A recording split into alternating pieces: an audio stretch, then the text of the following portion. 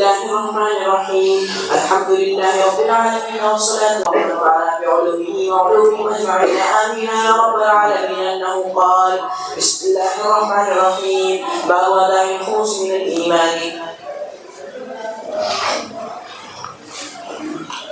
بسم الله الرحمن الرحيم الحمد لله رب العالمين والصلاة والسلام على سيد المرسلين وعلى آله وأصحابه أجمعين أما بعد باب أداء الخمس من الإيمان. خمس کا ادا کرنا ایمانی عمل ہے، لیکن خمس کس کو کہتے ہیں یہ آپ کو سمجھ میں نہیں آیا ہوگا. خمس کا مطلب ہوتا ہے جنگ کے بعد جو مال غنیمت حاصل ہوتا ہے اس کا 5واں حصہ، یہ کہلاتا ہے خمس، 5واں حصہ. اسلامی جہاد ہوتا تھا، جنگ ہوتی تھی، مسلمانوں کو فتح مل گئی، اب جو لوٹ میں مال ہاتھ میں آیا ہے اس مال کو کہتے ہیں مال غنیمت. پھر اس پورے مال کو 5 حصوں میں بانٹا جاتا ہے. اس میں جو 5واں حصہ ہے وہ خاص ہوتا تھا اللہ اور رسول کا، یعنی نبی صلی اللہ علیہ وسلم کا ہے، آپ جیسے چاہیں اس کو استعمال کریں. باقی جو 4 حصے ہیں وہ مجاہدین پر بٹتے تھے.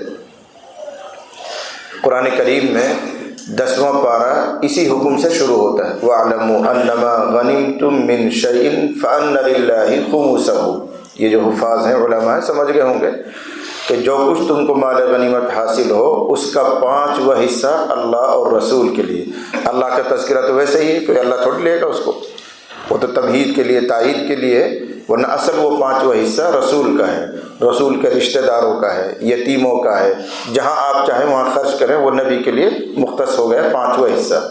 باقی جو 4 حصے ہیں وہ مجاہدین پر بڑھتے تھے، ان کو انعام دیا جاتا تھا، اکرام دیا جاتا تھا. امام بخاری علیہ رحمہ اسی خمس کی بات کر رہے ہیں کہ غنیمت کے مال میں سے 5واں حصہ بیت المال کو دینا، غنیمت میں سے 5واں حصہ مرکزی حکومت کو پہنچانا، یہ ایمانی شعبہ ہے. اس کو تھوڑا اور کھول لیجیے. جہاد کرنے کی ایک صورت تو یہ ہوتی تھی کہ وہ جماعت مدینے سے روانہ ہو، اس میں نبی صلی اللہ علیہ وسلم موجود ہوں یا نہ ہو. یہ جہاد کے لیے جماعت گئی، مال غنیمت اس نے حاصل کیا تو سارا مال کہاں آئے گا؟ مدینے میں ہی. پھر حضور اپنے ہاتھ سے اس کے 5 حصے کریں گے، 1 حصہ اپنے لیے رکھ لیں گے، باقی 4 مجاہدین میں بٹ جائیں گے. دوسری صورت یہ بھی تو ہو سکتی ہے کہ مدینے سے کوئی نہیں گیا، نہ نبی صلی اللہ علیہ وسلم گئے، لیکن عرب کے کسی اور حصے میں مسلمانوں نے جنگ کی، عرب کے کسی حصے میں اپنے طور پر انہوں نے جنگ کی ہے، جہاد کیا ہے. ان کو جو مال غنیمت حاصل ہوا اس میں یہ حکم ہے کہ اس کا 5واں حصہ مرکزی حکومت کو بھیج دیں، مدینہ بھیج دیں، باقی 4 حصہ آپس میں وہی بانٹ لیں گے. یہ ہے وہ خمس کو ادا کرنا. اگر کسی کے اندر ایمان ہوگا تو ہی یہ کام کرے گا، وہ 5واں حصہ نکال کر اللہ اور رسول کے لیے مدینہ بھیج دے گا یا جہاں بھی مرکزی حکومت ہے وہاں بھیج دے گا. اور اگر ایمان نہیں ہے تو وہ 5واں حصہ بھی خود ہڑپ کر جائے گا. اس کو کہنا چاہ رہے ہیں کہ 5واں حصہ ادا کرنا یہ بھی ایک ایمانی عمل ہے. اس کے بعد ایک روایت لا رہے ہیں حضرت ابو جمرہ کے حوالے سے.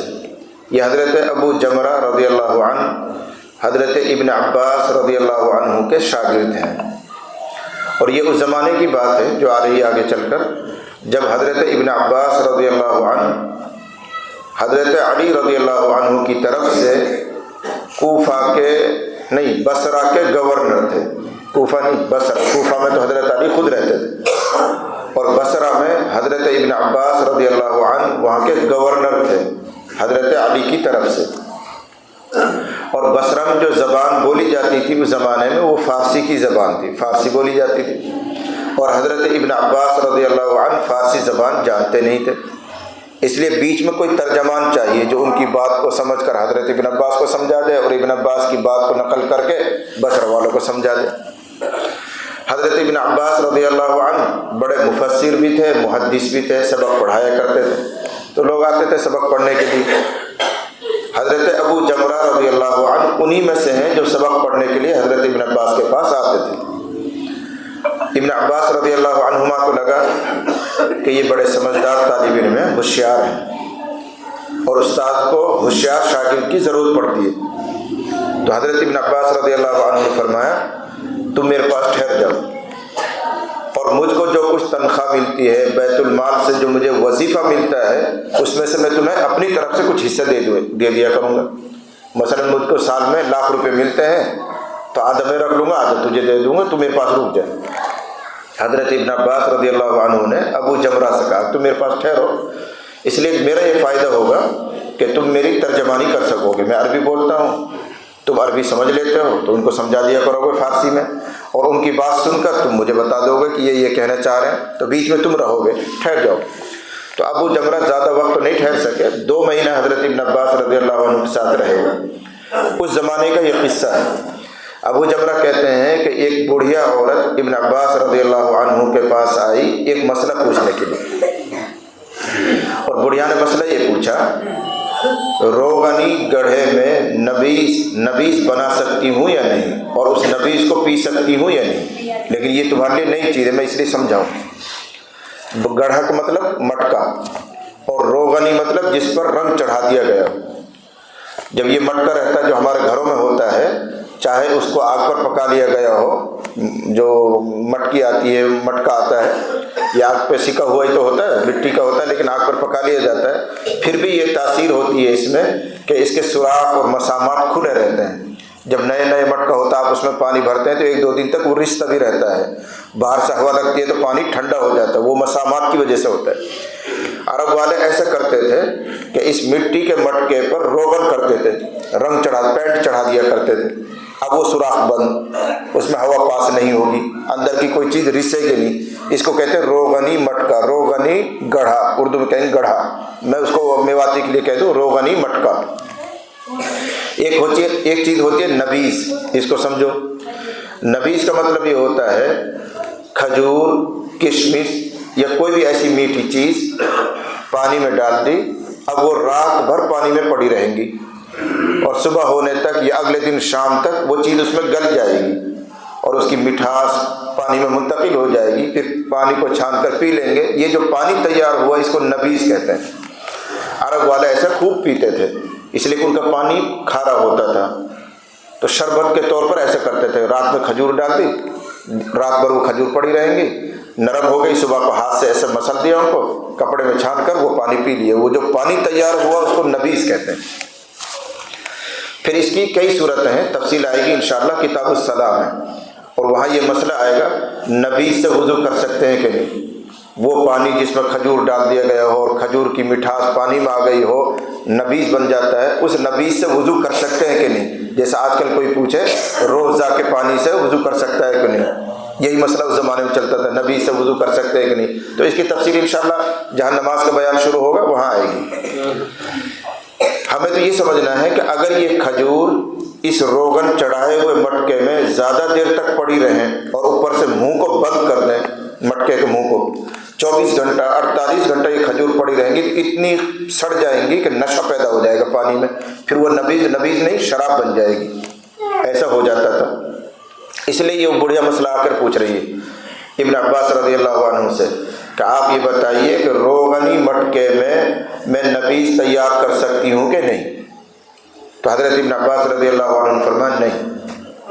بس سوال جواب پورا ہو گئے، اور حضرت ابن عباس نے اس لیے کہہ دیا کہ یہ بیچاری عورت ہے، ہو سکتا ہے دھیان نہ کر پائے، بے خیالی میں اس کے اندر نشہ پیدا ہو جائے تو وہ تو حرام ہو جاتا ہے، اور نشے کی چیز یہ پی لے گی تو وہ ناجائز کام ہو جائے گا، اس لیے احتیاطاً منع کر دیا کہ تم نبیذ تیار مت کرو روغنی مٹکے میں، تم سے ہو سکتا ہے احتیاط نہ ہو، اگر زیادہ دیر تک وہ کھجور پڑی رہی نشہ پیدا ہو جائے گا اس میں۔ 12 گھنٹے میں نکال لی تو کوئی بات نہیں، 13 گھنٹے میں نکال لی تو کوئی بات نہیں، 24 گھنٹے زیادہ پڑی رہی تو وہ نشہ پیدا ہو جاتا تھا پانی میں، اس لیے کہ اس میں مسامات نہیں ہے، سوراخ بند ہے مٹکے کا، تو اس میں سڑ جاتی تھی، وہ نشہ پیدا ہوتا تھا۔ اور پہلے زمانے میں لوگ شراب بھی ایسے ہی تیار کرتے تھے، اس لیے احتیاطاً ابن عباس رضی اللہ عنہ نے منع کر دیا کہ تم نبیذ تیار مت کرو۔ جب مسئلہ پوچھ کر وہ عورت چلی گئی تو حضرت ابو جمرہ رضی اللہ عنہ نے کہا، وہی شاگرد نے کہا کہ حضرت ابن عباس میں تو پیتا ہوں نبیذ، اور اسی روغن چڑھے ہوئے مٹکے میں تیار کرتا ہوں، اور اس عورت سے کہنے کہ تیار مت کیا کرو، میں تو کرتا ہوں یہ کام۔ تو حضرت ابن عباس رضی اللہ عنہ نے کہا مت پیا کرو، بس اتنا کہا، یوں نہیں کہا کہ ناجائز ہے یہ حرام ہے، بلکہ مت پیا کرو۔ پھر حدیث سنائی، وہ حدیث بعد میں آ رہی ہے، جو یہ اوپر کی تفصیل ہے وہ حدیث میں نہیں آ رہی، اس لیے میں نے اپنی طرف سے وہ تفصیل سنائی کہ ایسا پس منظر اور ماحول بنا، تب حضرت ابن عباس رضی اللہ عنہ کو یہ حدیث سنانی پڑی۔ اب حدیث پر آ جائیے۔ حدیث سمجھنے کے لیے تھوڑی سی تفصیل درکار ہے۔ ایک شخص گزرا ہے پرانے زمانے میں جو حضور علیہ الصلوۃ والسلام کے سلسلے نسب میں آتا ہے، نزار بن معد بن عدنان، نزار نام کا آتا ہے، نزار بن معد بن عدنان۔ اس نزار کے دو بیٹے تھے، ربیعہ اور مضر، دونوں خاص بھائی تھے لیکن دونوں میں لڑائی رہتی تھی، پھر دونوں الگ الگ ہو گئے، دونوں کے اولاد بڑھی تو دو ایک خاندان بن گئے، قبیلہ ربیعہ قبیلہ مضر، اور دونوں میں اخیر تک جنگ رہی، لڑائی رہی، اولادوں میں بھی رہی۔ عرب میں یہ پرانی بات تھی کہ صدیوں تک لڑائی چلتی تھی، اور مرنے والا وصیت کر کے جاتا تھا صلح مت کر لینا، لڑتے ہی رہنا، ہمارا مار رکھا اس نے، اب اس کے بدلے میں ہم ماریں گے، پھر وہ کہتے تھے کہ ہمارا مار دیا اس نے، اس کے بدلے میں ہم ان کا کوئی آدمی ماریں گے، تو کئی سو سال تک یہ لڑائی چلتی رہتی تھی، اور مرنے والا وصیت کر کے جاتا تھا۔ تو یہ قبیلہ ربیعہ اور قبیلہ مضر حقیقت میں دونوں بھائی تھے، لیکن ان کی اولاد بڑھتے بڑھتے خاندان بن گیا، تو دو خاندان ہو گئے۔ نبی صلی اللہ علیہ وسلم کا سلسلہ نسب جا کے جڑتا ہے مضر سے،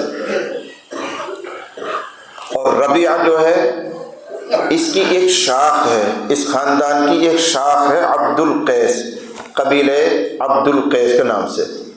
دادا و وادا بڑھ جاتے ہیں تو وہ دوسرے دادا کی اولاد، یہ تیسرے دادا کی اولاد، یہ فلاں کی اولاد، اس طرح اس کو شاخ کہتے ہیں۔ تو یہ جو عبد القیس قبیلہ تھا، اس کا ایک وفد، ایک جماعت مسلمان ہو کر مدینہ آئی تھی، اور پھر روایات میں اختلاف ہے، کوئی کہتا تھا کہ یہ 10 آدمی تھے، کوئی کہتا 12 آدمی، کوئی کہتا 19 آدمی، اس تفصیل میں ہمیں نہیں جانا، بس ایک جماعت رسول اللہ صلی اللہ علیہ وسلم کے پاس دین سیکھنے کے لیے مدینہ منورہ آئی ہے۔ اس کو کہتے ہیں وفد عبد القیس۔ حدیث کی کتابوں میں متعدد جگہ یہ واقعہ آتا ہے، مشکات میں بھی، ترمذی میں بھی، یا بخاری میں کئی جگہ آئے گا۔ تو وفد عبد القیس کا مطلب ہوا قبیلہ ربیعہ کی ایک شاخ عبد القیس کے لوگ رسول اللہ صلی اللہ علیہ وسلم کے پاس مدینے میں آئے ہیں دین سیکھنے کے لیے۔ اور ابھی میں عرض کر چکا ہوں کہ ربیعہ اور مضر میں لڑائی رہتی تھی، نبی صلی اللہ علیہ وسلم کا سلسلہ نسب مضر سے جڑتا ہے، اور یہ عبد القیس کا سلسلہ جڑ رہا ہے ربیعہ سے۔ ذہنوں میں دوریاں تو ہے پہلے سے، لیکن اتفاق یہ ہوا کہ اللہ نے ان کو اسلام کی توفیق دی، مسلمان ہو کر اب یہ مدینہ آ رہے ہیں، تو نبی صلی اللہ علیہ وسلم نے ان کا استقبال فرمایا، تاکہ ان کے دل میں یہ نہ لگے کہ یہ نبی مضر سے ہے اور وہ عداوت اور دشمنی کا اثر اب تک ہے۔ تو حضور نے دیکھ کر فرمایا مبارک ہو بھائی، مبارک ہو، مرحبا بالقوم، مرحبا بالقوم، آؤ آؤ، مبارک ہو، غیر خزایا ولا ندامہ، یہ لفظ آئیں گے، کوئی پشیمانی نہیں، کوئی شرمندگی نہیں، کوئی افسوس نہیں، یعنی جو پیچھے ہوا اس کو بھول جاؤ، میرے دل میں بھی کوئی ایسی بات نہیں کہ میں مضر کا ہوں، تم ربیعہ کے ہو، فلاں ہو۔ یہ آپ نے پیار اور محبت ان کے سامنے پیش کیا۔ ویسے بھی کوئی بات نہیں ہونی چاہیے تھی، اس لیے کوئی مسلمان ہی تو ہے، لیکن بہرحال ان کے دل میں ہو سکتا تھا کوئی ایسا خیال آ جائے کہ بھائی ہم ربیعہ سے ہیں اور نبی مضر سے ہے، اس لیے نبی علیہ الصلوۃ والسلام نے آگے بڑھ کر ان کا استقبال کیا اور فرمایا پچھلی ساری باتیں بھول جاؤ، کوئی شرمندگی نہیں، کوئی افسوس نہیں، جو ہوا ختم ہے۔ وہ جب ایسی بے تکلفی آپ نے پیش کی تو اب انہوں نے کہا اللہ نبی صلی اللہ علیہ وسلم ہم بار بار آپ کی خدمت میں نہیں آ سکتے۔ کیوں نہیں آ سکتے؟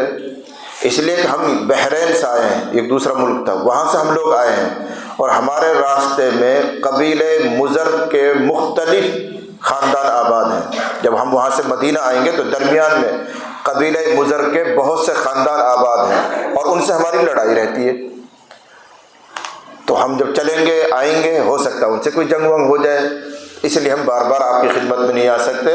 سال میں صرف 4 مہینوں کے اندر کبھی آ سکتے ہیں۔ وہ 4 مہینے کیا ہیں جن کو اشہر حرم کہتے ہیں، رجب، ذی قعدہ، ذی الحجہ، محرم۔ عید کے بعد کے جو 3 مہینے لگاتار وہ ہیں، شوال تو ہوتا ہی ہے، شوال کے بعد ذی قعدہ، ذی الحجہ، محرم، 3 تو یہ، اور 1 مہینہ یہ جو شعبان چل رہا ہے اس سے پہلے کا رجب، ان کو اشہر حرم مانا جاتا تھا، محترم مہینہ۔ اور عرب کے لوگ ان 4 مہینوں میں لڑائیاں نہیں کرتے تھے، جنگ نہیں کرتے تھے، ان 4 مہینوں کا احترام کرتے تھے۔ اس لیے وہ کیا کہہ رہے ہیں اللہ نبی ہم بار بار تو آپ کی خدمت میں نہیں آ پاتے، لیکن ان 4 مہینوں میں آ سکتے ہیں جب کبھی آنا ہوگا۔ اس لیے ہم چاہتے ہیں کہ آپ ہمیں کوئی ایسی فیصلہ کن بات بتا دیجئے جس کے ذریعے ہم جنت میں چلے جائیں. بار بار تعلیم حاصل کرنے کے لیے تو نہیں آیا جائے گا، اس لیے ایسی بات بتاؤ جس سے جنت بھی مل جائے اور ہم اپنے بعد والوں کو کچھ سکھا سکیں.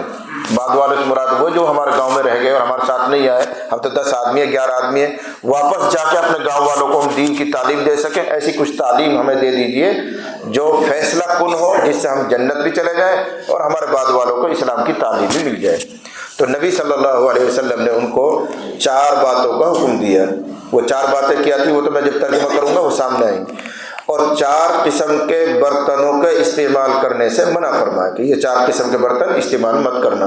اس میں اس کا بھی تذکرہ آئے گا، روغن چڑھا ہوا مٹکا، اور اس میں نبیذ جو بنتی تھی. ابھی حضرت ابن عباس کے قصے میں نے سنایا، اس لیے حضرت ابن عباس یہ پوری حدیث سنا رہے ہیں کہ وہ جو جماعت آئی تھی حضور علیہ الصلوۃ والسلام نے ان کو حنتم سے بھی منع کیا تھا.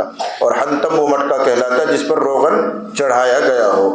اس میں نبیذ بنانے سے نبی صلی اللہ علیہ وسلم نے وفد عبد القیس کو منع کیا تھا. اس لیے اے ابو جمرہ حنتم کو استعمال مت کیا کرو، روغن چڑھا ہوا مٹکا استعمال مت کیا کرو. اس مسئلے کو سمجھانے کے لیے اتنی لمبی حدیث حضرت ابن عباس کو سنانی پڑی. یہ میں نے تھوڑا سا خلاصہ آپ کو سنا ہے، میں ترجمے کے ساتھ اس کی شرح کروں گا. دیکھیے جو کتاب میں دیکھ رہے ہیں اور آپ لوگ ویسے سنتے رہیں گے. ابو جمرہ کہتے ہیں کنت اقعد مع ابن عباس، میں بیٹھا کرتا تھا حضرت ابن عباس کے ساتھ.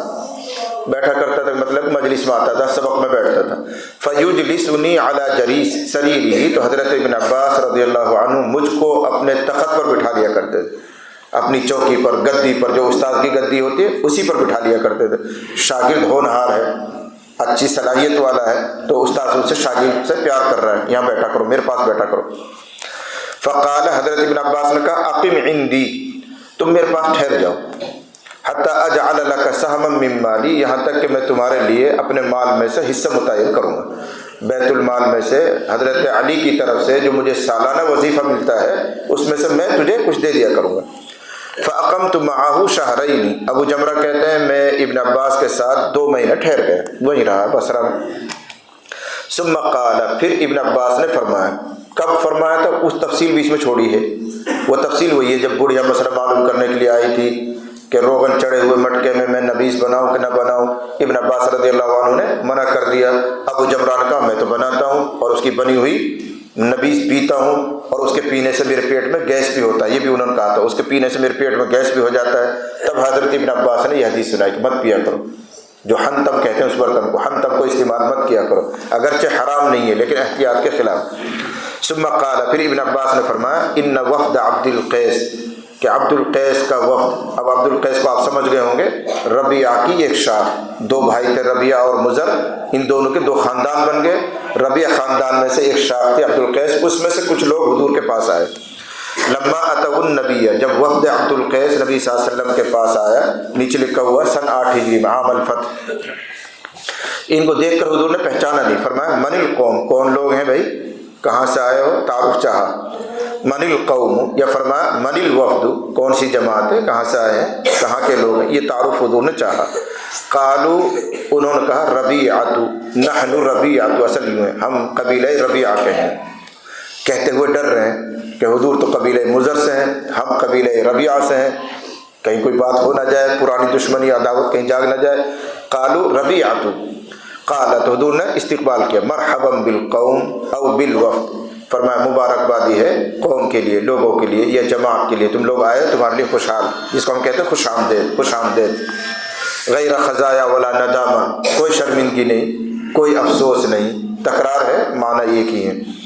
فقالوا یا رسول اللہ، انہوں نے کہا اللہ کے رسول، انا لا نستطيع ان ناتيك الا في الشهر الحرام، ہم آپ کے پاس بار بار نہیں آ سکتے سوائے اشہر حرم کے، محترم مہینے میں، رجب میں یا ذی القعدہ میں آ سکتے ہیں. بیننا و بینک ھذا الحی من کفار مضر، ہمارے اور آپ کے درمیان کفار مضر کا ایک خاندان بھی بیچ میں پڑتا ہے، آئیں گے تو لڑائی وڑائی ہو سکتی ہے، اس لیے احتیاطاً ہم نہیں آ پائیں گے بار بار. فمرنا بامر فصل، بس آپ ہمیں کوئی فیصلہ کن بات کی خبر دے دیجیے، ایسی بات جس کو ہمارے لیے کافی ہو جائے. نخبر به من وراءنا، ہم اس کی خبر دے دیں اپنے پیچھے والوں کو بھی. وندخل به الجنہ، اور اس کے ذریعے ہم جنت میں داخل ہو جائیں. یہ تفصیل میں نے آپ کو سنائی ہے. وسألوه عن الاشربۃ، اور انہوں نے نبی صلی اللہ علیہ وسلم سے پینے کے برتنوں کے بارے میں بھی پوچھا. اصل ہے وَسَأَلُوهُ عَنْ ظُرُوفِ الْأَشْرِبَةِ، جو پینے کے برتن ہوتے تھے، حنتم، دبا، ان کا نام آئے گا آگے چل کر، یہ بھی انہوں نے پوچھا تھا. فَأَمَرَهُمْ بِأَرْبَعٍ، تو حضور نے ان کو 4 باتوں کا حکم دیا. وَنَهَاهُمْ عَنْ أَرْبَعٍ، اور 4 سے روکا. 4 باتیں کرنی ہیں اور 4 باتیں نہیں کرنی ہیں. اب کیا ہیں وہ باتیں؟ اب آ رہی ہیں حدیث میں. امرہم بالایمان باللہ وحدہ، نبی صلی اللہ علیہ وسلم نے ان کو حکم دیا ایک اللہ پر ایمان لانے کا. یہ پہلی بات ہوئی. نمبر 1، اللہ پر ایمان لاؤ، ایک اللہ پر، اس کا شریک مت مانو، اس کے مثل مت مانو، اکیلے ایک خدا کو مانو. پھر پوچھا اتدرون من ایمان باللہ وحدہ، جانتے ہو ایک اللہ پر ایمان لانے کا کیا مطلب ہوتا ہے؟ قالوا، انہوں نے کہا اللہ و رسول عالم، اللہ اس کا رسول زیادہ جانتے ہیں، آپ بتائیں کہ ایک اللہ پر ایمان لانے کا مطلب کیا ہے. فرمایا شہادت اللہ الہ الا اللہ وان محمد رسول اللہ، اس بات کی گواہی دینا کہ اللہ کے علاوہ کوئی عبادت کے لائق نہیں، اور اس چیز کی گواہی دینا کہ محمد اللہ کے رسول ہیں. یہ مطلب ہوتا ہے ایک اللہ پر ایمان لانا. ایک چیز ہو گئی. نمبر 2، وَإِقَامِ الصَّلَاةِ، نماز قائم کرنا. 4 باتوں میں سے پہلی ایمان، دوسری نماز. اس سے آپ نماز کی اہمیت معلوم کر سکتے ہیں کہ وہ 4 باتوں کا حکم دیا جا رہا ہے، ان میں سے ایمان تو بنیادی چیز ہے ہی، لیکن ایمان کے بعد سب سے پہلے آپ نے تذکرہ کیا ہے نماز قائم کرنا. نمبر 2، وَإِيتَاءِ الزَّكَاةِ، زکوٰۃ ادا کرتے رہنا. وصیام رمضان، سیام اور سیامی دونوں اعراب پڑھے جاتے ہیں، اور رمضان کے روزے رکھنا. 4 باتیں پوری ہو گئی. لیکن ایک 5ویں چیز اور آپ بیان کر رہے ہیں، اس لیے کہ انہوں نے کیا کہا تھا کہ ہمارے اور آپ کے درمیان مضر کا ایک قبیلہ پڑتا ہے، اس سے ہماری جنگ منگ ہو سکتی ہے. اس مناسبت سے آپ نے ایک 5ویں بات اور بتا دی کہ کبھی اگر جنگ ہو جائے اور اس جنگ کے نتیجے میں تمہیں مال غنیمت مل جائے تو 5واں حصہ یہاں بھیجنا پڑے گا مرکزی حکومت میں. یہ امام بخاری کا ترجمۃ الباب ہے. ادا الخمس من الایمان وَأَن تُعْتُوا مِنَ الْمَغْنَمِ الْخُمْسَ، اور یہ کہ تم ادا کرو مال غنیمت میں سے 5واں حصہ. اسی جملے کی وجہ سے امام بخاری نے اوپر عنوان قائم کیا ادا الخمس من الایمان، کہ نبی صلی اللہ علیہ وسلم ایمانیات کا ذکر کر رہے ہیں اور اس میں خمس کا بھی تذکرہ فرمایا. پس معلوم ہوا کہ ایمان ذو اجزاء ہے، بہت سے اجزاء والی چیز ہے. پیچھے بھی بیان کیا تھا، پھر دوبارہ اسی موضوع پر آ گئے کہ ایمان اجزاء والی چیز ہے. جب اجزاء والی چیز ہے، ایمان یزید و ینقص، ایمان گھٹے گا بھی بڑھے گا بھی. اس لیے کہ کسی کے پاس ایمان کے سارے اجزاء موجود ہیں، کسی پاس سارے اجزاء موجود نہیں ہے. جو امام بخاری بار بار کہتا رہا نا ایمان گھٹتا بھی ہے بڑھتا بھی ہے، اس کو ثابت کرنا چاہ رہے ہیں. یہ تو وہ 4 باتیں ہو گئی جن کو کرنے کے لیے حضور نے فرمایا. کرنے کے لیے کیا فرمایا؟ نماز، زکوٰۃ، روزہ اور خمس، مال غنیمت میں سے 5ویں چیز ادا کرنا. اور ایمان باللہ تو ہے ہی بنیاد، جس کا مطلب انہوں نے بیان کیا شہادت واللہ الہ الا اللہ وان محمد رسول اللہ. وَنَهَاهُمْ عَنْ أَرْبَعٍ، اور حضور نے ان کو 4 چیزوں سے روکا ہے. وہ 4 برتن ہیں جو انہوں نے پوچھا تھا نا پینے کے برتنوں کے بارے میں، تو آپ نے 4 برتنوں سے منع کیا. 4 قسم کے برتن استعمال مت کرنا. کس سے منع کیا؟ حنتم سے، دبا سے، نقیر سے اور مزفت سے. یہ عربی میں ہے، میں اردو میں ان کو سمجھاؤں. حنتم اس برتن کو کہتے ہیں جس پر روغن کر دیا، پینٹ چڑھا دیا، جس میں نے ابھی بتایا تھا روغنی مٹکا ہے تو مٹی کا، اور اس کو پکا دیا گیا ہے، اوپر سے اس پر پینٹ چڑھا دیا تو اس کے مسامات سوراخ بند ہو گئے. اب اگر اس میں ہم نبیذ تیار کریں گے، کھجور ڈال دیں، پانی ڈال دیں، اوپر سے اس کو مضبوطی سے باندھ دیں، زیادہ دن تک پڑی رہیں گی تو اس میں سڑیں گی اور نشہ پیدا ہو جائے گا. تو یہ جو برتن تیار ہوا ہے روغن چڑھایا ہوا، اس کو کہتے ہیں حنتم. نمبر 2 دبا، اردو میں اس کو کہتے ہیں تم بھی، تا واو نون با یا، تم بھی. اس کو سمجھنا ہمارے لیے بہت آسان ہے. ہمارے جو بڑی عمر کے لوگ ہیں انہوں نے دیکھا ہوگا پہلے زمانے میں بھکاری اور جوگی جو ہوتے تھے بیچارے مانگنے کے لیے آتے تھے اور اپنے بغل میں کدو کا برتن لٹکائے رہتے تھے. اتنا لمبا کدو، پرانا تلخ کدو ہوتا، کڑوا کدو ہوتا تھا، اس کی جو موٹائی ہے وہ کافی ہوتی تھی. اندر جو اس میں بیج ہوتے تھے اس کو نکال دیتے تھے. اس میں ہی وہ آٹا بیچارہ چٹکی دو چٹکی جو مٹھی دو مٹھی آٹا ملتا تھا اس میں ڈال کو لے جاتے تھے. بوڑھے بڑے بتائیں کیا کہتے تھے اس کو؟ تومڑا کی رہتی تھی نا, وہ کیا کہتے تھے اس کو؟ تومڑی کہتے تھے. وہ تومڑی سے تومڑی ہے وہ اردو میں, اس کو دبا کہتے ہیں. تو عربی میں دبا کہتے ہیں کدو کو. تو کدو کے اندر کے بیج نکال لیے جائیں, اس کو سکھا لیا جائے, جو برتن تیار ہوا اس کو دبا کہتے ہیں. تو حضور نے اس کے استعمال سے بھی منع فرمایا کہ اس دبا میں نبیذ مت بنایا کرو, اس لیے کہ اس میں بھی سوراخ نہیں ہوتے. اس میں زیادہ دیر تک وہ کھجور اور پانی پڑی رہیں گے, اوپر سے ڈھکن لگا دو گے تو سڑے گی, نشہ پیدا ہو جائے گا, اس لیے منع فرمایا. والنقیر منقور کے معنی میں, نقرت مناتے کھودنا کوریدنا. تو نقیر کا مطلب ہوا موٹی سی لکڑی لے کر اندر سے اس کو کھوکھلا کر کر برتن بنانا. بڑا سا کوئی موڑ کوئی موٹا سا لکڑ لے لیا اور کسی طریقے سے اس کو کھود کروائد کے لکڑی کا برتن بنا لیا, گول سا جیسے تومڑا کا ہوتا ہے ایسے لکڑی کا بنا لیا لمبا سا, اوپر سے ڈھکن لگا دو, بیچ میں کھجور پانی بھر دو. اس میں بھی کئی مسامات نہیں ہوتے, اس میں بھی یہی خطرہ ہوتا ہے کہیں وہ شراب نہ بن جائے. تو اس کو نقیر کہتے ہیں. مزفت مزفت کے معنی آتے ہیں تارکول چڑھایا ہوا برتن. کوئی بھی برتن مٹکا ہو کوئی بھی چیز اس پر تارکول چڑھا دو. یہی سڑک پہ جو تارکول بیچتا ہے تو اس میں بھی مسامات بند ہو جائیں گے, باہر کی ہوا اندر نہیں جائے گی, اندر کی کوئی چیز رس کے باہر نہیں آئے گی, تو اس میں بھی نشہ پیدا ہونے کا خطرہ ہے. اب رک کر سمجھو, ان 4 قسم کے برتنوں کے استعمال سے نبی صلی اللہ علیہ وسلم نے کیوں منع فرمایا؟ تو اس کی 2 وجہ ہیں. ایک تو یہ ہے کہ پرانے زمانے میں ان چیزوں میں شراب تیار کی جاتی تھی, ابھی نئی نئی شراب حرام ہوئی ہے. اگر ان برتنوں کو استعمال کی اجازت دی جائے گی تو گھروں میں یہ برتن رہیں گے, ان برتنوں کو دیکھ دیکھ کے پرانی یاد تازہ ہوتی رہے گی اور منہ میں پانی آتا رہے گا. جن کو شراب کی عادت تھی وہ ان برتنوں کو دیکھ دیکھ کے پرانی بات یاد کرے, یار کتنے مزہ کرو پی کرے زمین میں یہ چیز بنا کرے. حضور نے اس یادداشت کو ختم کرنے کے لیے ان برتنوں کو بھی کچھ دنوں کے لیے حرام کر دی کہ گھر میں یہ برتن بھی نہیں رہیں گے.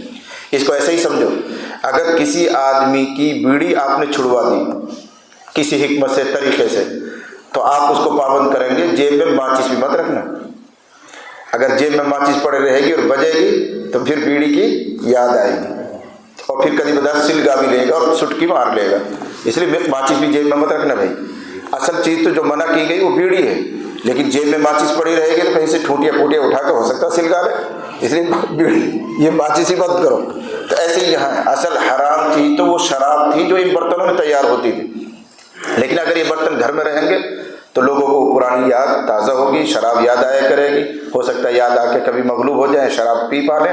اس لیے حضور کا نہیں, حنتم بھی استعمال نہیں کرو گے, دبا استعمال نہیں کرو گے, نقیر استعمال نہیں کرو گے, مزفت استعمال نہیں کرو, پابندی لگا دی. ایک وجہ. دوسری وجہ یہ ہو سکتی ہے کہ ان برتنوں میں شراب بن جانے کا خطرہ رہتا ہے. بناتے تھے لوگ, لیکن اب چاہے شراب نہ بنائیں لیکن نبیذ بنائیں گے. پانی ڈالا, کھجور ڈالی, تو ڈر لگا رہتا ہے کہ زیادہ دیر تک پڑی رہی کہیں شراب نہ بن جائے. اور عام لوگوں کو کچھ اندازہ نہیں ہوگا, ہو سکتا ہے تھوڑا بہت نشہ پیدا ہو جائے اور وہ اس کو پی لیں اور صبح کو ٹھمکے لگائیں گے. اس لیے احتیاطاً منع کر دیا کہ نہیں, یہ خطرے کے قریب بھی نہیں جانا چاہیے. تو یہ 2 وجہ ہو سکتی ہیں. ویسے فی نفس ہی ان چیزوں کا استعمال جائز ہے, ایسی چیزوں میں جن میں شراب بھرنے کا ڈر نہیں ہے. مثلا کوئی ان میں سوکھی ہوئی کھجور رکھ لے, کوئی آٹا رکھ لے, کوئی برتن میں کشمش رکھ لے, چنا رکھ لے, کوئی حرج کی بات نہیں. لیکن کوئی ایسی چیز اندر رکھ دی گئی جو بہنے والی چیز ہے, جیسے پانی اور کھجور ملا کر کوئی اور چیز ملا کر, تو رکھ کے اس میں جوش پیدا ہو جائے گا اور نشہ پیدا ہو جائے گا. ان چیزوں کے لیے ان برتنوں کے استعمال صحیح نہیں. وربما قال المقیر, یہاں ایک لفظ آیا تھا المزفت, تو کبھی کبھی رسول اللہ صلی اللہ علیہ وسلم نے المزفت بولنے کے بجائے المقیر بولا تھا, اور دونوں کا مطلب ایک ہی نکلتا ہے, تارکول چڑھا ہوا برتن. وقال, اور حضور نے ان حضرات کو تعلیم دے کر فرمایا اب ان کو یاد رکھنا جو میں نے 8 باتیں تمہیں بتا دی ہیں. 4 باتیں کرنے کی ہے, 4 سے منع کیا ہے, 4 باتیں وہ ہیں, 4 یہ ہیں, ان کو یاد رکھنا. وَأَخْبِرُوا بِهِنَّ مَنْ وَرَاءَكُمْ, اور یہ سب باتیں بتا دو اب اپنے پچھلے والوں, جو گاؤں بستی میں تمہارے لوگ ہیں, واپس جاؤ اور ان باتوں کی تبلیغ ان لوگوں کو کرو. جی. وبه قال حدثنا علي بن الجعد قال اخبرنا شعبة عن ابي جمرة قال كنت اقعد مع ابن عباس فيجلسني على سريره فقال اقم عندي حتى اجعل لك سهما من مالي فاقمت معه شهرين ثم قال ان عبد القيس لما اتاه النبي صلى الله عليه وسلم قال من القوم من الوفد قالوا ربيعة قال مرحبا بالقوم وبالوفد غير خزايا ولا نداما فقالوا يا رسول الله إنا لا نستطيع أن نأتيك إلا في الشهر الحرام بيننا وبينك هذا الحج من كفار وراء فقرنا بأمر فصل نخبر به من وراءنا وندخله الجنة. وسألوه عن الأشربة فأمرهم ب4 ونهاهم عن 40.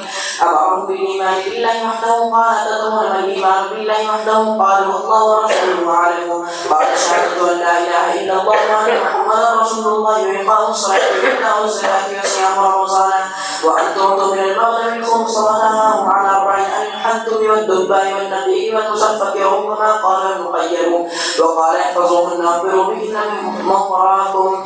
باب ما جاء أن الأعمال بالنيات والحسبة ولكل امرئ ما نوى فدخل فيه الإيمان والوضوء والصلاة والزكاة والحج والصوم وأحكامه. وقال الله تعالى قل كل يعمل على شاكلته على نيته نفقة الرجل على أهله يحتسبها صدقة. وقال النبي صلى الله عليه وسلم ولكن اجتهاده نيته. یہ باب ہے اور کافی لمبا عنوان اس کا امام بخاری نے قائم کیا ہے. میں ٹکڑے ٹکڑے کر کے اس کی شرح کرتا ہوں. باب ما جاء ان الاعمال بالنیت والحسبۃ، اس چیز کا بیان کہ اعمال کا دار و مدار نیت پر ہے، والحسبۃ اور ثواب کی امید رکھنے پر ہے. جو بار بار حدیث میں لفظ آتا ہے محتسبا، وہی ہے یہ حسبہ. اور بعض روایتوں میں حسبہ کا لفظ موجود ہے وہاں پر، لیکن وہ روایت امام بخاری علیہ الرحمہ کی شرط کے مطابق نہیں ہے. اس لیے سند میں جب سند نقل کر کے حدیث لائیں گے تو وہ روایت نہیں لائیں گے جس میں حسبہ کا لفظ موجود ہے. اس لیے عنوان میں حسبہ کا لفظ بڑھا دیا. یہ ان کی شرط کے مطابق روایت نہیں تھی. یہ بہت اونچی معیار کی روایت لیتا ہے امام بخاری. اس کا حاصل یہ ہے اس باب کے ذریعے امام بخاری علیہ الرحمہ ان لوگوں پر رد کر رہے ہیں جن کا خیال یہ تھا کہ ایمان صرف زبانی اقرار کا نام ہے. چاہے دل میں یقین ہو یا نہ ہو، دل میں اعتماد ہو یا نہ ہو، پختہ ارادہ ہو یا نہ ہو، صرف زبان سے کوئی آدمی اقرار کر لے تو بھی مومن ہے. حالانکہ بات ایسی نہیں ہے. اصل کیا ہے؟ دل میں یقین ہونا چاہیے، دل میں پختہ ارادہ ہونا چاہیے، تب زبان سے اقرار کرے تو اس کا اعتبار ہے. ورنہ تو منافقین زبان سے تو کہتے تھے لا الہ الا اللہ محمد رسول اللہ، قرآن اللہ کی کتاب ہے، فلاں فلاں، لیکن دل میں تو یقین تھا ہی نہیں. تو ان کو قرآن نے منافق کہا ہے اور کافروں سے زیادہ بدتر کہا ہے ان کو. تو بہرحال امام بخاری علیہ الرحمہ ان لوگوں پر رد کر رہے ہیں جن کا خیال یہ تھا کہ اقراری یعنی اقرار لسانی، صرف زبان کا اقرار بھی ایمان کے لیے کافی ہے، دل میں یقین ہو یا نہ ہو. اس کے لیے کہہ رہے ہیں کہ نہیں، اعمال کا دار و مدار نیت پر ہے، دل کے ارادے پر ہے، ثواب کی امید پر ہے. صرف اقرار کر لینے سے ایمان نہیں بنے گا. ایمان بھی ایک عمل ہے، قلبی عمل، اور عمل کا دار و مدار نیت پر ہے. بس معلوم ہوا کہ صرف اقرار کرنے سے ایمان نہیں بنتا. یہ کہنا چاہ رہے امام بخاری ان لوگوں سے جو یہ کہتے تھے کہ صرف زبان سے اقرار کر لینا بھی ایمان ہے، دل میں یقین ہو یا نہ ہو. پھر دوسرا جملہ ہے وَلِكُلِّ امْرِئٍ مَّا نَوَىٰ، اور ہر شخص کے لیے وہی ملتا ہے جو اس نے نیت کی ہو. اس سے بھی معلوم ہوا کہ اصل مدار نیت پر ہے. فَدَخَلَ فِيهِ الْإِيمَانُ، پس اس میں ایمان بھی داخل ہے، وضو بھی داخل ہے، نماز بھی داخل ہے، زکوٰۃ بھی داخل ہے، حج، روزہ اور دیگر احکام بھی داخل ہیں. سب کا دار و مدار نیت پر ہے. صرف اقرار کرنے سے کام نہیں بنے گا. لہذا ان لوگوں کی بات غلط ہے جو یہ کہتے ہیں کہ زبانی اقرار سے بھی ایمان بن جاتا ہے، چاہے دل میں یقین ہو یا نہ ہو. ان پر رد کر رہے ہیں. وقال اللہ تعالی، اللہ نے بھی فرمایا قل کل یعمل علی شاکلتی، آپ فرما دیجئے ہر ایک عمل کر رہا ہے اپنے نہج پر. شاکلہ کا ترجمہ امام بخاری نے نیت سے کیا ہے. نفقۃ الرجل علی اہلہ یحتسبها صدقۃ، آدمی کا اپنے اہل و عیال پر خرچ کرنا جس میں وہ ثواب کی امید رکھے، یہ ہے یحتسبها. اوپر جو لفظ آیا حسبہ، وہی چیز ہے. اگر آدمی اپنے اہل و عیال پر خرچ کرے اور اس خرچ کرنے میں ثواب کی امید لگائے تو وہ بھی صدقہ ہے. عام طور سے ہم اپنے گھروں میں خرچ کرتے ہیں، بیوی پر، بچوں پر، رات دن سودا سلف لا کے دیتے رہتے ہیں، لیکن صرف یہ سوچتے ہیں کہ ہماری ذمہ داری سے لا کے دے رہے ہیں. اگر اس پر نیت کر لے کہ میں اس لیے خرچ کر رہا ہوں کہ اللہ نے مجھے ان کا ذمہ دار بنایا ہے، میرے ذمہ ان کا خرچہ لگایا ہے، اور خوش دلی سے اپنے گھر پر خرچ کرے تو اللہ تعالیٰ اس میں بھی صدقے کا ثواب دیتا ہے. وقال النبی صلی اللہ علیہ وسلم، ایسے ہی پیغمبر نے ارشاد فرمایا. لیکن جہاد اور نیت یہ بھی حدیث کا ایک ٹکڑا ہے. یہ اس وقت فرمایا تھا جب مکہ فتح ہو گیا تو آپ نے فرمایا اب ہجرت ختم، مکے سے مدینے کی طرف جو ہجرت فرض ہوئی تھی وہ ختم، اس لیے کہ مکہ اب دارالاسلام بن گیا، پہلے دارالکفر تھا، اب دارالاسلام ہو گیا۔ دارالاسلام سے ہجرت نہیں کی جاتی ہے، لیکن جہاد اور نیت باقی ہے۔ ثواب پانے کے لیے، جنت پانے کے لیے جہاد بھی ہے، اور نیت رکھو کہ کبھی کوئی ایسا تقاضا آئے گا وطن چھوڑنے کا تو اللہ کے لیے، رسول کے لیے، جہاد کے لیے اپنے وطن بھی چھوڑیں گے، اس نیت پر تمہیں ہجرت کا ثواب ملتا رہے گا۔ ان تمام آثار کے ذریعے امام بخاری کا مقصد صرف وہی ہے کہ ایمان، عمل، کسی بھی چیز کی بنیاد دل کے ارادے پر ہے، دل کے جذبے پر ہے۔ صرف اقرار سے ایمان یا کوئی عمل وجود میں نہیں آتا، اس کو اللہ تعالیٰ کے یہاں قبولیت نہیں ملتی ہے۔ پھر اس کے تعلق سے امام بخاری کئی روایتیں لے کر آئے ہیں، جیسے انہوں نے عنوان قائم کیا وَلِكُلِّ امْرِئٍ مَّا نَوَىٰ، وہ حدیث بھی آئے گی، پھر وَلَٰكِن جِهَادٌ وہ بھی آئے گی، نفقۃ الرجل علی اہلہ یحتسبها، اس کے تعلق سے بھی حدیث آئیں گی۔ تو جو پہلی حدیث آ رہی ہے وہ آپ کی پڑھی ہوئی ہے، اس لیے میں اس پر کوئی کلام نہیں کروں گا، صرف عبارت پڑھی جائے گی، دوسری حدیث پر انشاءاللہ کلام کریں گے۔ جی وبه قال حدثنا عبد الله بن مسلمة قال اخبرنا مالك عن يحيى بن وبه قال حدثنا عبد الله بن مسلمة، ہر جگہ اعراب کوئی ضرور نہیں وہ تیرے طرف پڑھا ہوا ہو جس نے پیش لگا دیا۔ جی وبه قال حدثنا عبد الله بن مسلمة قال اخبرنا مالك عن يحيى بن سعيد عن محمد بن ابراهيم عن علقمة بن وقاص عن عمر ان رسول الله صلى الله عليه وسلم قال الاعمال بالنيات ولكل امرئ ما نوى فمن كانت هجرته الى الله ورسوله فهجرته الى الله ورسوله ومن كانت هجرته لدنيا يصيبها وامرأة يتزوجها فهجرته الى ما هاجر اليه۔ یہ پوری حدیث شروع میں آ چکی ہے، اس لیے میں نے اس پر کوئی کلام نہیں کیا۔ جی وبه قال حدثنا حجاج بن خالد قال حدثنا شعبة قال اخبرني عدي بن ثابت قال سمعت عبد الله بن يزيد عن ابي مسعود عن النبي صلى الله عليه وسلم قال، حضرت ابو مسعود رضی اللہ عنہ نبی صلی اللہ علیہ وسلم سے نقل کر رہے ہیں، آپ نے فرمایا اذا انفق الرجل على اهله، جب آدمی خرچ کرے اپنے اہل و عیال پر، بیوی پر، بچوں پر، بیٹیوں پر۔ اب خرچ کرنا کس پر ہے؟ پڑھائی لکھائی پر، کپڑے لتوں میں، کھانے پینے میں، علاج معالجے میں، سب چیزوں میں خرچہ ہوتا ہے۔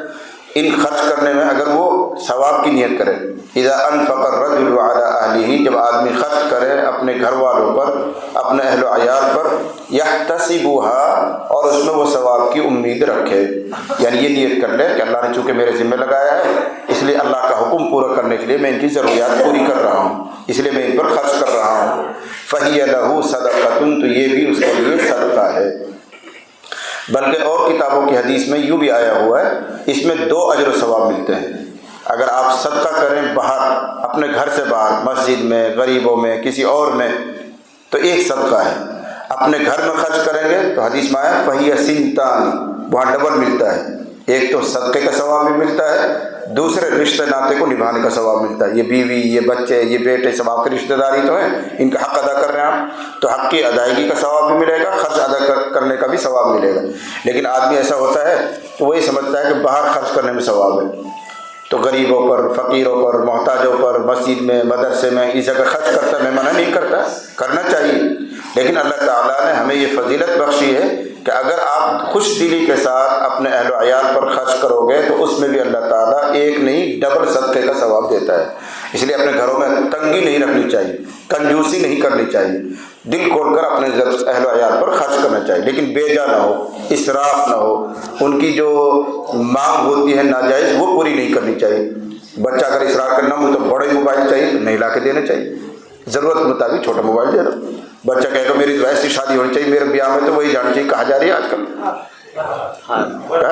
نہیں، ایک اور لمبی کاروبار ورنہ پھرنا، یہ شوق پورا کرنا کوئی ضروری نہیں، ضرورت مطابق کسی گاڑی میں دلہا بٹھا کے لے جائیے۔ یہ جو فالتو کا آپ خرچ کرتے ہیں اس پہ صدقے کا ثواب نہیں، ضرورت کے مطابق اپنے عیال پر، ان کے کپڑے لتے میں، کھانے پینے میں، علاج معالجے میں، چھوٹی موٹی ان کی خوشیوں میں آپ خرچ کرتے ہیں، اللہ تعالیٰ اس پر بھی صدقہ کا اجر و ثواب دیتا ہے۔ یہ حدیث آئی ہوئی۔ جی قال إذا أنفق الرجل على أهله يحتسبها فهي له صدقة۔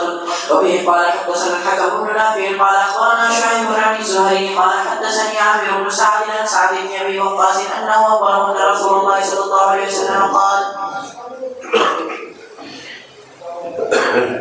اگلی حدیث پڑھی جن پڑھتے تھے، کون سی پڑھی؟ وبه قال اگلی پڑھی۔ حضرت سعد بن ابی وقاص سے روایت ہے انہ اخبرہ ان رسول اللہ اللہ صلی اللہ علیہ وسلم قال، سعد بن ابی وقاص نے عامر بن سعد کو بتلایا کہ نبی صلی اللہ علیہ وسلم نے ارشاد فرمایا انک لن تنفق نفقۃ تبتغی بها وجہ اللہ الا اجرت علیہا حتی ما تجعل فی فم امرأتک۔ یہ مشہور مضمون ہے جو آپ نے بہت سے خطیبوں سے مقررین سے سنا ہوگا، میں اس کا ترجمہ کر کے پھر اس کی وضاحت کروں گا۔ آپ نے فرمایا تو ہرگز خرچ نہیں کرتا ہے، کوئی خرچ نہیں خرچ کرتا ہے کچھ بھی، تبتغی بہا وجہ اللہ، جس کے ذریعے تو چاہتا ہو اللہ کی خوشنودی، الا اجرت علیہا، مگر تجھے اس پر ثواب دیا جاتا ہے۔ اب میں تھوڑا سا ویسا ترجمہ کروں صاف، جو کچھ بھی تو خرچ کرے اور اس میں اللہ کی خوشنودی چاہے تو اللہ ضرور اس پر تجھے اجر دیتا ہے۔ یہ مطلب ہوگا یہاں تک کہ وہ چیز جو تو اپنے بیوی کے منہ میں رکھے اس پر بھی اللہ تعالیٰ اجر و ثواب دیتا ہے۔ اس کا عام طور سے لوگ مطلب یہ سمجھتے ہیں پیار محبت میں لقمہ توڑ کے بیوی کے منہ میں دینا یہ بھی صدقہ ہے، عام طور سے لوگ یہ مطلب سمجھتے ہیں، یہ اس کا صحیح مطلب نہیں، یہ اس کا صحیح مطلب نہیں ہے۔ جائز ہے، شوق میں کرو، محبت بڑھاؤ، کوئی حرج کی بات نہیں، لیکن حدیث جس پس منظر میں کہی جا رہی ہے اور اس حدیث کا جو صحیح مفہوم ہے وہ یہ ہے بوقت ضرورت جو کچھ تم اپنی بیوی کو کھلاؤ، مثلا بیوی بیمار ہو گئی، اپنے ہاتھ سے وہ نہیں کھا سکتی، اب لقمہ توڑ توڑ کے تم اس کو کھلا رہے ہو، اس پر بھی اللہ تعالیٰ تمہیں اجر و ثواب دیتا ہے۔ یا ماں باپ بیمار ہو گئے، اولاد ان کو لقمہ کھلا رہی ہے، توڑ توڑ کے ان کی خوراک پوری کرا رہے ہیں، اللہ اس پر تمہیں اجر و ثواب دے۔ یہ ہے بیوی کے منہ میں لقمہ دینا۔ آدمی عام طور سے شرم اور حیا محسوس کرتا ہے، میں اپنی بیوی کے لیے ایسی خدمت کروں، لقمہ توڑ توڑ اس کو منہ میں دوں، اس لیے حوصلہ بڑھایا گیا کہ بوقت ضرورت جو شوہر اپنی بیوی کی یہ خدمت کرتا ہے کہ لقمہ توڑ کر منہ میں دے، یہ بھی اجر و ثواب کا کام ہے، یہ بھی صدقہ ہے۔ لیکن جوانی کے جوش میں لوگ اس مطلب کو لیتے ہیں جو پہلے والے میں بیان کیے، وہ جوانی کا جوش ہے، عقل مندی کی بات یہ ہے کہ بوقت ضرورت اپنی بیوی کی خدمت کرنا بھی صدقہ ہے، یہاں تک کہ اگر لقمہ توڑ کر کھلانا پڑے، کبھی بیچاری بیمار ہو جاتی ہے، اللہ نہ کرے فالج پڑ جائے، دونوں ہاتھ اس کے بیکار ہو جائے، تو کیا ہے خدمت کرنی پڑے گی، آپ اس خدمت پر بھی اللہ تعالیٰ آپ کو صدقے کا اجر و ثواب دے گا۔ جی إنك لن تنفق نفقة تبتغي بها وجه الله إلا أجرت عليها حتى ما تجعل في فم امرأتك، باب قول النبي صلى الله عليه وسلم الدين النصيحة لله ولرسوله ولأئمة المسلمين وعامتهم، وقوله تعالى إذا نصحوا لله ورسوله۔ یہ تقریباً پوری حدیث امام بخاری نے نقل کر دی ہے اور بڑی اہم حدیث ہے، اس کو سمجھنے کی کوشش کرنی چاہیے اور عمل بھی کرنا چاہیے۔ اللہ تعالیٰ کے قول، نبی صلی اللہ علیہ وسلم کے قول الدین النصیحہ کا باب، یعنی پیغمبر نے ایک موقع پر فرمایا الدین النصیحہ، دین تو خیر خواہی کا نام ہے، دین تو خیر خواہی کا نام ہے۔ خیر خواہی مطلب کیا؟ بھلائی چاہنا۔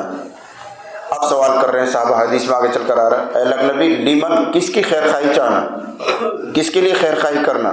تو آپ نے فرمایا للہ، اللہ کے لیے، ولی رسولی، اس کے رسول کے لیے، ولی ائمۃ المسلمین، مسلمانوں کے ذمہ داروں کے لیے، جیسے اس زمانے میں گورنر ہوتے تھے، پولیس والے ہوتے تھے، فلاں ہوتے تھے، حکومت والے، اسلامی حکومت ہوتی تھی، وہ عامتہم، اور عام مسلمانوں کے لیے خیر خواہی چاہنا، یہ دین کا تقاضا ہے۔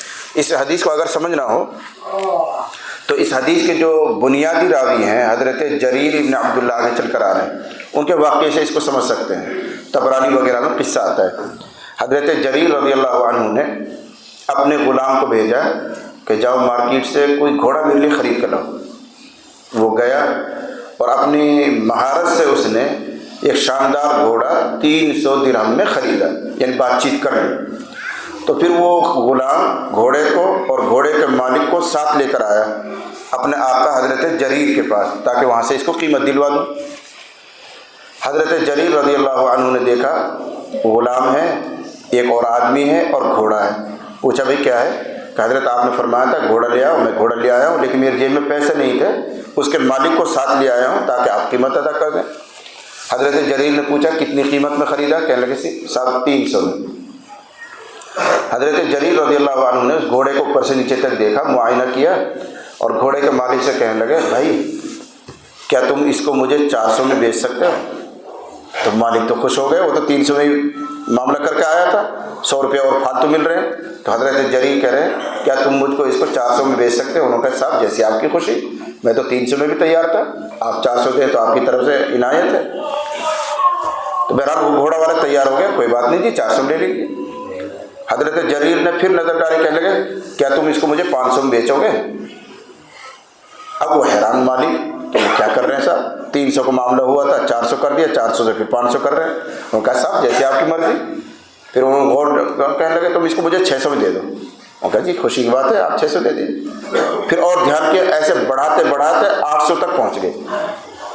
800 درہم حضرت جریر نے نکال کر گھوڑے والے کو دے دیا۔ وہ تو اچھلتا ہوا کودتا ہوا گیا، کہاں 300 میں معاملہ ہوا، کہاں 800 مل گئے، 500 فالتو مل گئے اس کو۔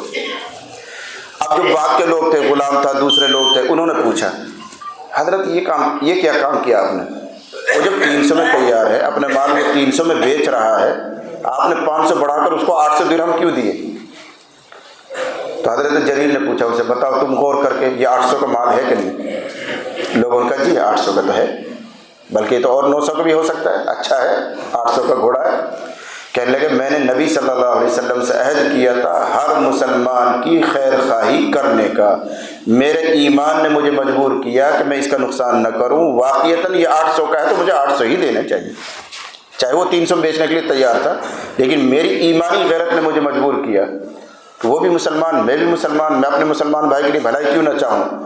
اس کا مال حقیقت میں 800 کا ہے، لیکن وہ کسی مجبوری میں 300 بیچ رہا ہوگا، اس لیے میں نے اس کی قیمت بڑھا کر وہاں تک پہنچائی جہاں تک واقعتاً اس کی قیمت ہے، 800 کا ہی دراصل وہ مال ہے، اس لیے میں نے اس کو پورا دیا۔ یہ ہے وہ خیر خواہی کرنا۔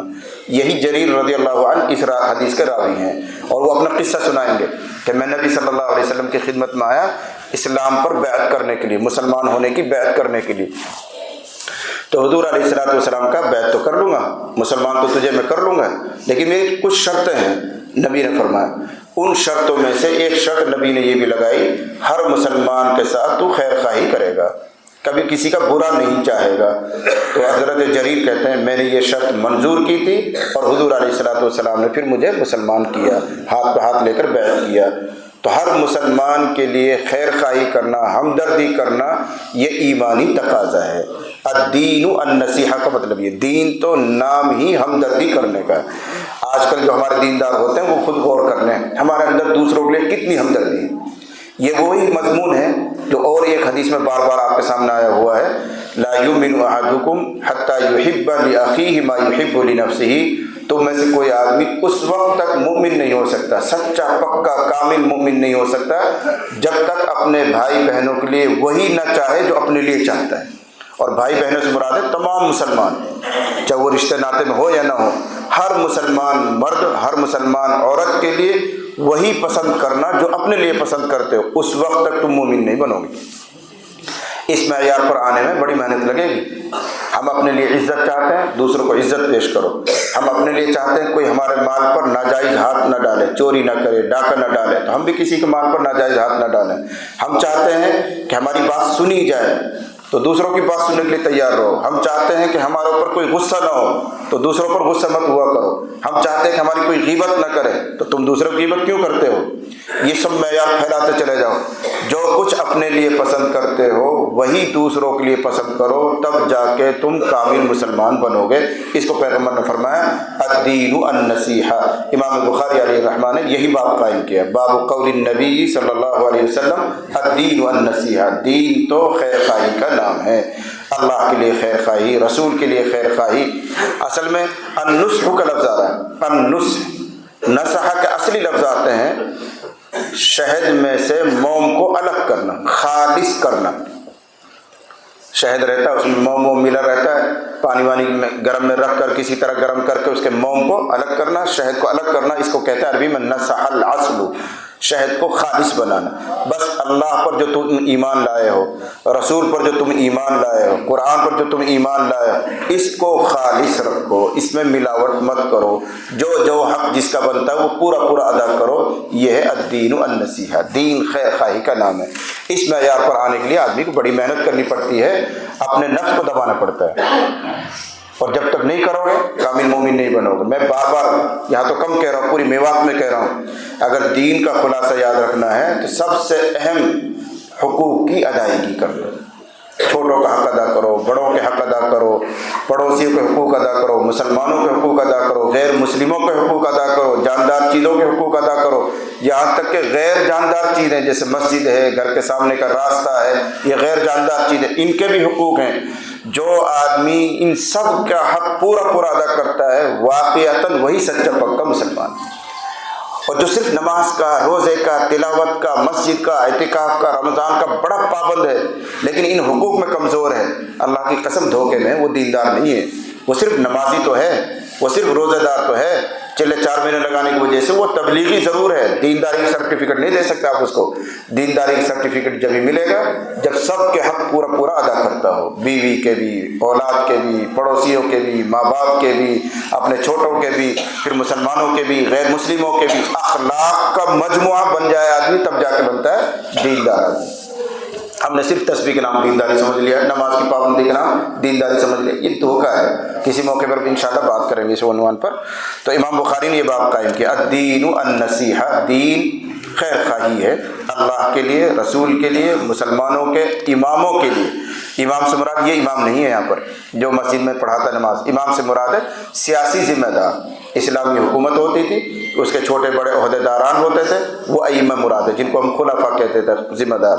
ان کے لیے تو اور روایت ہیں ان کے فضیلت کے تعلق سے، لیکن یہاں جو لفظ آ رہا ہے وہ اس معنی میں نہیں۔ وعامتہم، اور عام مسلمانوں کی خیر خواہی۔ ایسے ہی اللہ تعالیٰ کا ارشاد، اذا نصحوا للہ ورسولہ، جب وہ اللہ اور رسول کے ساتھ خیر خواہی کریں۔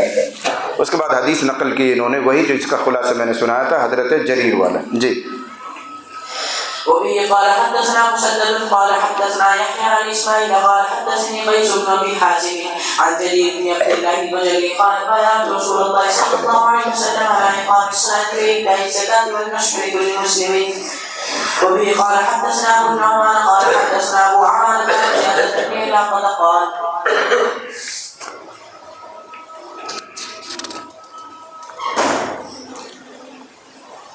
ابو عوانہ زیاد بن علاقہ سے روایت دے رہے ہیں، وہ کہتے ہیں کہ میں نے حضرت جریر ابن عبداللہ سے سنا، کب؟ جس دن مغیرہ ابن شعبہ کا انتقال ہوا تھا۔ اصل یہ ہے کہ حضرت امیر معاویہ کے زمانے میں حضرت علی کا دور نکل گیا، اس کے بعد حضرت امیر معاویہ کا دور آیا، اور حضرت امیر معاویہ رضی اللہ عنہ رہتے تھے ملک شام میں، ان کی حکومت وہاں تھی، اور پھر انہوں نے اپنی طرف سے چھوٹے چھوٹے ذمہ دار گورنر جگہ جگہ بٹھا رکھے تھے۔ انہی میں سے مغیرہ ابن شعبہ تھے جو کوفہ میں رہا کرتے تھے۔ حضرت علی جہاں حکومت چلاتے تھے وہاں حضرت مغیرہ ابن شعبہ رہتے تھے، حضرت امیر معاویہ کی طرف سے ذمہ دار بن کر۔ اس مغیرہ ابن شعبہ کا انتقال ہوا تو حضرت امیر معاویہ تک اطلاع پہنچائی گئی۔ اب حضرت امیر معاویہ کوئی نیا آدمی منتخب کر کے بھیجیں گے کہ اب تم جا کے وہاں ذمہ دار بنو، وہاں کے گورنر تم بنو، لیکن اس آنے جانے میں ہفتہ 10 دن لگیں گے۔ پہلے زمانے میں کوئی موبائل نہیں ہوتا تھا، نیٹ نہیں ہوتا تھا جو فوراً خبر پہنچ جائے، 2-4 دن جانے میں، 2-4 دن آنے میں وقت صرف ہوگا۔ تو اس درمیان میں خلفشار ہو رہا ہے، انتشار ہو رہا ہے مسلمانوں میں، کس کو بنائیں، کیا کریں، ہو سکتا ہے جنگ چھڑ جائے، ایسا مسئلہ چل رہا تھا۔ اس موقع پر حضرت جریر ابن عبداللہ نے لوگوں کو بٹھایا، دین کی بات کی اور ان کو تسلی دی، جلد بازی مت کرو، حضرت امیر معاویہ تمہارا امیر منتخب کر کے بھیج رہے کسی کو، آ ہی جائے گا 1-2 دن میں۔ اس وقت کی یہ تقریر آ رہی۔ حضرت جریر ابن عبداللہ نے فرمایا، کب؟ جب مغیرہ ابن شعبہ کی وفات ہوئی تھی، قامہ، وہ خطبے کے لیے کھڑے ہوئے، اللہ کی تعریف کی، ثنا کی اور فرمایا، علیکم باتقاء اللہ وحدہ، تم سب پر تنہا اللہ کا خوف ضروری ہے، لا شریک لہ، جس کا کوئی شریک نہیں، والوقار والسکینہ، تم پر سنجیدگی اور وقار لازم ہے۔ یہ کیا بے ترتیبی کر رکھی ہے؟ کیوں ہنگامے کر رہے ہو؟ کیوں تم واویلے مچا رہے ہو؟ جلد بازی کیوں کر رہے ہو؟ اس کے لیے تقریر، تم پر سکون اور وقار لازم ہے، حتیٰ یأتیکم امیر، یہاں تک کہ تمہارے پاس تمہارا ذمہ دار آ جائے۔ اب 2 دن 4 دن لگے، ٹھنڈے رہو۔ فإنما یأتیکم الآن، بس وہ تمہارے پاس اب آنے ہی والا ہے، یعنی وہ اطلاع تو پہنچی گئی حضرت امیر معاویہ تک، کوئی نہ کوئی آ رہا ہوگا۔ ثم قال، پھر فرمایا، استعفوا لأمیرکم، اپنے امیر یعنی مغیرہ ابن شعبہ کے لیے عفو، معافی کی درخواست کرو اللہ سے، جس کو ہم کہتے ہیں استغفار۔ اپنے امیر کے لیے استغفار کرو، اپنے امیر کے لیے اللہ سے معافی مانگو۔ یہ چوب بیچارے وہ دنیا سے چلے گئے، ان کے لیے ایثار ثواب کرو، دعا کرو۔ فإنه كان يحب العفو، اس لیے کہ وہ عفو اور درگزر کو پسند کرتے تھے۔ یعنی ہمارا جو مرا ہوا امیر صاحب ہے جس کا انتقال ہو گیا، وہ بڑے معاف کرنے والے تھے، درگزر کرنے والے تھے، اس لیے ہمیں بھی چاہیے کہ اللہ کے حضور میں ہم ان کے لیے عفو اور درگزر کی درخواست لگائیں، معافی مانگیں اللہ تعالیٰ سے۔ ثم قال، پھر کہا، اما بعد فإني أتيت النبي صلی اللہ علیہ وسلم، میں حضور کی خدمت میں آیا تھا اور میں نے کہا، أبايعك على الإسلام، میں اسلام پر بیعت کرنا چاہتا ہوں، جو قصہ میں نے سنا ہے، میں آپ سے بیعت ہونا چاہتا ہوں مسلمان ہونے پر۔ فشرط علیہ، تو حضور علیہ السلام نے مجھ سے شرط لگائی، مسلمان کر لوں گا، کلمہ پڑھا لوں گا، لیکن فلاں شرط ہے۔ اس میں سے ایک یہ بھی تھی، وَالنُّصْحِ لِكُلِّ مُسْلِمٍ، ہر مسلمان کے لیے خیر خواہی، یعنی اس پر شرط لگائی کہ تم ہر مسلمان کے لیے خیر خواہی کرو گے۔ یہ جملہ کیوں کہہ رہے ہیں کہ میں نے تمہیں بٹھا کر جو تقریر کی ہے اور جو یوں کہا ہے کہ جلد بازی مت مچاؤ، ہنگامے مت کرو، یہ اس خیر خواہی کے جذبے میں کہہ رہا ہوں جس خیر خواہی کا وعدہ میں نے نبی سے کر رکھا ہے۔ وَالنُّصْحِ لِكُلِّ مُسْلِمٍ، اس لیے میں تم کو سمجھا رہا ہوں، پھر تمہاری مرضی جو چاہو کرو، لیکن خیر خواہی اور ہمدردی کا تقاضا یہ تھا میں تمہیں بٹھا کر سمجھاؤں کہ جلد بازی مت کرو۔ حضرت امیر معاویہ کوئی نہ کوئی ذمہ دار بھیج ہی رہے ہوں گے۔ وَالنُّصْحِ لِكُلِّ مُسْلِمٍ، بس یہی لفظ ترجمۃ الباب ہے، الدین النصیحہ، اس میں بھی لفظ آ رہا ہے النصح لکل مسلمین۔ فبایعتہ علی ھذا، پس میں نے حضور علیہ السلام سے اسی پر بیعت کی تھی۔ ورب ھذا المسجد، اور اس مسجد کے رب کی قسم، مسجد نبوی میں یا یہاں نہیں کوفہ میں، انی لناصح لکم، میں تم سب کا خیر خواہ ہوں، اس خیر خواہی میں تمہیں سمجھا رہا ہوں۔ پھر فرمایا اب تم سب لوگ مل کر استغفار کرو۔ ثم استغفر، پھر حضرت جریر نے اللہ کے حضور میں حضرت مغیرہ ابن شعبہ کے لیے استغفار کیا، مغفرت کی دعا کی، ونزل، اور ممبر سے اترے۔ اتنی سی تقریر کی تھی، لیکن یہ تقریر میں کیوں کر رہا ہوں اس کو سمجھایا انہوں نے، یہ خیر خواہی کے لیے، ہمدردی کے لیے، اس لیے کہ میں رسول اللہ صلی اللہ علیہ وسلم سے یہ وعدہ کر چکا ہوں ہر مسلمان کے لیے خیر خواہی کروں گا۔ اللہ کا احسان ہے کہ ہماری یہ کتاب الایمان مکمل ہوئی۔ بخاری شریف میں اس طرح کی 97 کتاب ہے، 9 اور 7 97، یہ ایک کتاب پوری ہوئی۔ بخاری ایک کتاب نہیں ہے، 97 کتابوں کو اکٹھا کر رکھا ہے، کہنے کو ایک ہی کتاب ہے لیکن عنوان الگ الگ، جیسے کتاب الایمان، کتاب العلم، کتاب الصلاۃ، کتاب الطہارہ، یہ الگ الگ کتاب آئی ہیں اس میں، تو ایک کتاب پوری ہوئی۔ اس طرح کی 97 کتاب ہیں، اب 96 باقی ہیں۔ انشاءاللہ ہماری اور آپ کی ملاقات عید کے بعد ہوگی۔ دعا کیجیے کہ اللہ تعالیٰ ہم سب کی عمروں میں برکت دے، اور اللہ کرے کہ ہم سب کن بخاری شریف کو پورا کر سکیں۔ اس کے آگے یہ کتاب العلم شروع ہو رہی ہے، پھر اور کتاب علم شروع ہوگی، یعنی اب مضمون آسان ہوتا چلا جائے گا۔ یہ سب سے مشکل مرحلہ کتاب الایمان کا ہوتا ہے، ان سے چونکہ ہمیں انسیت کم ہوتی ہے تو وہ باتیں کم سمجھ میں آتی ہیں۔ آگے آگے ایسی باتیں آئیں گی کہ انشاءاللہ آپ کو بھی سمجھ میں آئیں گی۔ اللہ تعالیٰ سب کو عمل کی سعادت اور توفیق عطا فرمائے۔ ہاں عبارت پڑھا، باقی تو سمعت جرير بن عبد الله ومات المغيرة بن شعبة قام فحمد الله واثنى عليه وقال عليكم باتقاء الله وحده لا شريك له والوقار والسكينة حتى يأتيكم أمير فإنما يأتيكم الآن. ثم قال استعفوا لأميركم فإنه كان يحب العفو. ثم قال أما بعد فإني أتيت النبي صلى الله عليه وسلم قلت أبايعك على الإسلام فشرط علي والنصح لكل مسلم فبايعته على هذا ورب هذا